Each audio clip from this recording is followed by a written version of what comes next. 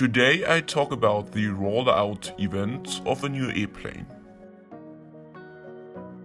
After the first prototype is finally assembled and is able to stand on its gear itself, it is kept in secrecy to avoid any spoilers before the event. Logically, the rollout event is the first presentation of the new aircraft, that's why it's a large media event. For example, the 787-8 Dreamliner rollout was live-streamed to 45 countries around the world.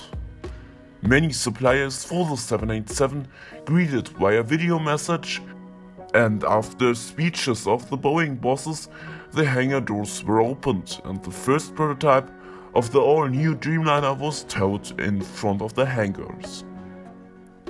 But that isn't always the case, because when the Boeing 737 MAX 8 had its rollout event in December 2015, there wasn't a large media event.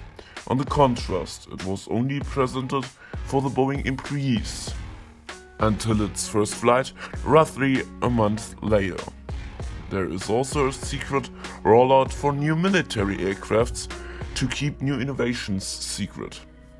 But at this time, the aircraft cannot yet roll by itself, so it must towed into place. After the rollout event, the airplane must do many tests on ground even before the maiden flight. So you can say that the rollout event marks the beginning of the ground testing for the new aircraft.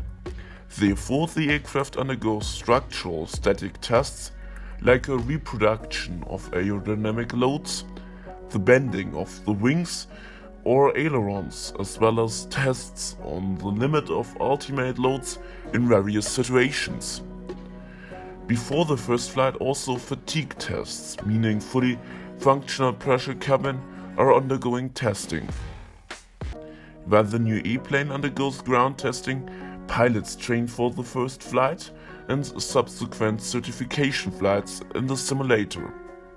Normally, new airplanes have a new cockpit, so the pilots must prepare themselves how to operate the new airplane and how to handle with failures which can maybe occur. In the next episode we take a look at the first flight of a new plane, so stay tuned.